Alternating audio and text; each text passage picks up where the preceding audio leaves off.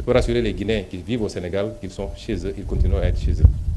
Et je sais que les Sénégalais qui vivent ici, que j'ai rencontrés hier, sont traités de la même manière ici, en République de Guinée. Le Sénégal, comme la Guinée, comme toutes les terres africaines, sont des pays d'ouverture, des pays d'accueil. Chaque pays doit réglementer évidemment les entrées et les sorties sur son territoire national, ne serait-ce que pour des soucis de sécurité.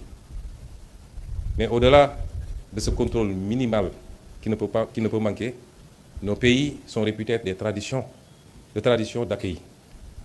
Et je suis aujourd'hui en Guinée. Je suis sûr que même vous, madame, si on remontait un peu loin vos origines, je ne serais pas surpris qu'un de vos grands-parents ait quitté la Sierra Leone ou le Sénégal ou le Mali pour être ici, en Guinée. Et c'est pourquoi il y a des idéologies que nous ne pouvons pas accepter. Elles sont intolérables.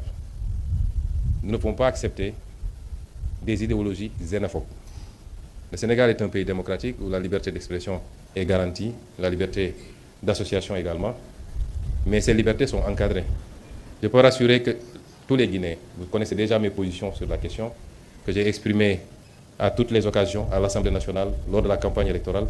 En général, la question que vous soulevez maintenant me permet d'aborder une autre sur les discours d'intolérance et de haine, facilités par les réseaux sociaux. Je voudrais appeler notre jeunesse à prendre conscience que cela ne les grandit pas.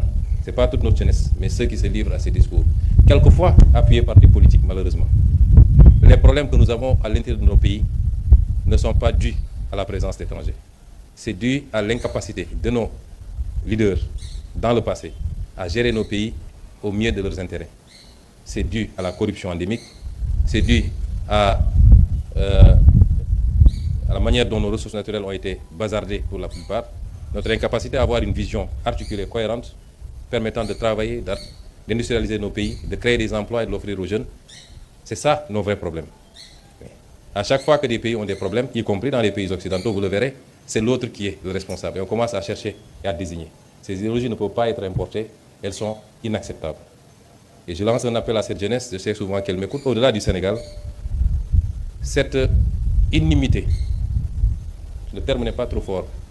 Quand vous voyez des compétitions sportives, si la Guinée doit rencontrer le Sénégal, c'est comme si on allait en guerre, alors que c'est taper sur un ballon simplement.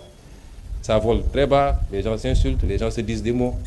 Il faut que nous revenions à ce qui nous a été légué par nos devanciers. Nous sommes des frères, des peuples amis. Je ne dirais même pas des peuples, nous sommes des nations, frères, sœurs du moins, mais nous sommes un seul et même peuple. Et je voudrais vous rassurer qu'au Sénégal, toutes les dispositions ont été prises pour que les discours xénophobes, indexant l'autre simplement parce qu'il est, que ces discours disparaissent et qu'ils ne soient jamais suivis d'actes. Je vous remercie.